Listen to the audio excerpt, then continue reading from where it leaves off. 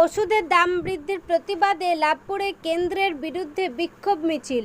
লাভপুরকে অশান্ত করার চেষ্টা করছে বিজেপি, জানালেন বিধায়ক।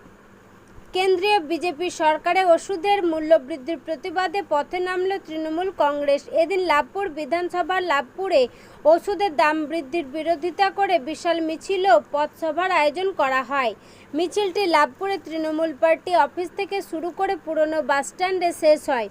এই প্রতিবাদ কর্মসূচিতে উপস্থিত ছিলেন বীরভূম জেলা পরিষদের ও লাভপুর বিধানসভার বিধায়ক অভিজিৎ সিনহা, তৃণমূল কংগ্রেসের লাভপুর ব্লক সভাপতি তরুণ চক্রবর্তী, লাভপুর পঞ্চায়েত সমিতি সহ সভাপতি শোভন চৌধুরী সহ অন্যান্য নেতাকর্মীরা। বক্তব্য রাখতে গিয়ে বিধায়ক অভিজিৎ সিনহা বলেন, আমাদেরকে সাবধান থাকতে হবে। বাংলার শান্ত পরিবেশ, সর্বধর্ম সমন্বয়ের পরিবেশ, সবাইকে নিয়ে চলার কথা বলছেন মুখ্যমন্ত্রী। লাভপুরের ক্ষেত্রেও চোখ কান খোলা রাখুন। অশান্তির পরিবেশ সৃষ্টি করার চেষ্টা করছে বিজেপি, যারা সারা বছর পাশে থাকে না, ভোট আসলেই বেরিয়ে পড়ে তারা। বীরভূমে লাভপুর থেকে কার্তিক ভান্ডারীর রিপোর্ট, তারাপীঠ টিভি। মাননীয় মুখ্যমন্ত্রী মমতা বন্দ্যোপাধ্যায়, আমাদের দলনেত্রী, তিনি নির্দেশ দিয়েছেন যে সারা বাংলা জুড়ে ব্লক ও টাউনে 4 এপ্রিল ও 5 এপ্রিল এই দুদিনের মধ্যে যে কোনো একদিন দ্রব্যমূল্য বৃদ্ধি এবং 700 রকম ওষুধের যে দাম কেন্দ্রীয় সরকার, বিজেপি সরকার যারা দিল্লিতে আছে তারা যে মূল্য বৃদ্ধি করেছেন তার প্রতিবাদ মিছিল করার জন্য আজকে আমরা লাভপুর ব্লক তৃণমূল কংগ্রেসের পক্ষ থেকে আমাদের সকল লাভপুরের নেতৃত্ব আমরা সবাই মিলে আজকে সেই দ্রব্যমূল্য বৃদ্ধির বিরুদ্ধে মিছিল করলাম।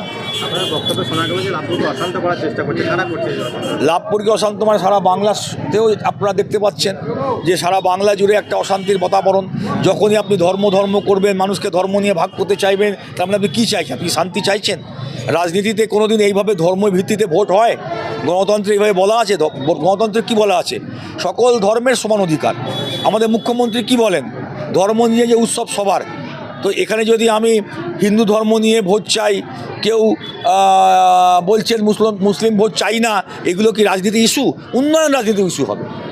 কোথায় রাস্তা হয়েছে, কোথায় হয়নি, কোথায় পানীয় জল আছে, কোথায় বিদ্যুৎ আছে, কোথায়। তাহলে মমতা বন্দ্যোপাধ্যায় যে উন্নয়নটা করেছেন এইটা নিয়ে তো বিরোধীরা কোনো কথা বলার জায়গা নাই, তাই ধর্মকে নিয়ে আসছে। মানুষ বুঝেছেন।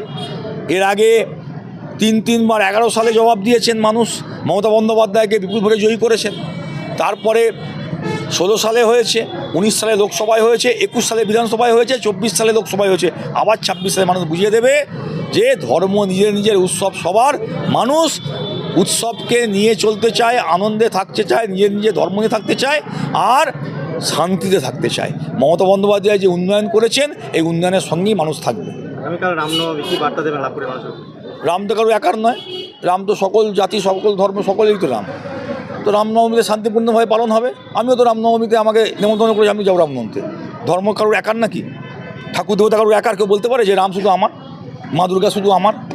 এটা কি কেউ বলতে পারে নাকি? কারো বলার অধিকার আছে না? তাহলে এমন একটা ভাব তৈরি করা দেওয়া হচ্ছে যে রামনবমী বোধহয় শুধু বিজেপি, তাই কোনো হয় নাকি? আমরা ছোটোবেলা থেকে রামায়ণ শুনি নাই? আমাদের দাদু ঠাকুমারা রামায়ণের গল্প বলেন নাই? আমাদের আগে সেই রামযাত্রা হতো না? এসে একদিন করে একটা পালা হতো না? এই তো অদ্ভুত কথা। আজকের নাকি নতুন কথা? আমরা কিছুই জানি না, ওরাই সব শেখাবে আমাদের আর আমরা শিখবো। ঈশ্বর কি, আল্লাহ কি, ইসলাম ধর্মের মানুষরা জানে না কেমন করে উজু করতে হয়, কেমন করে নামাজ পড়তে হয়, কবার নামাজ হয়, কিছু জানে না। তাদের ঈদ কী হয় জানে, তারা শেখাবে। আর আমাদের যে মায়েরা দাঁড়িয়ে আছে যারা হিন্দু ঘরের মহিলা, তারা জানে না সন্ধ্যাবেলা কেমন করে আরতি হয়, কেমন করে দুর্গা পুজো হয়, লক্ষ্মী পুজো হয়, সরস্বতী জানে না, তারা শেখাবে। আর আমরা শিখবো। আমরা কিছুই ধর্ম জানি না, বাংলায় ধর্ম নাই। আর বাংলার দুর্গা পুজো সারা বিশ্বে আজকে বন্দিত, ইউনেস্কো পুরস্কার দিচ্ছে, দেশ বিদেশের মানুষ দেখতে আসছে। এ অদ্ভুত ব্যাপার ভাই।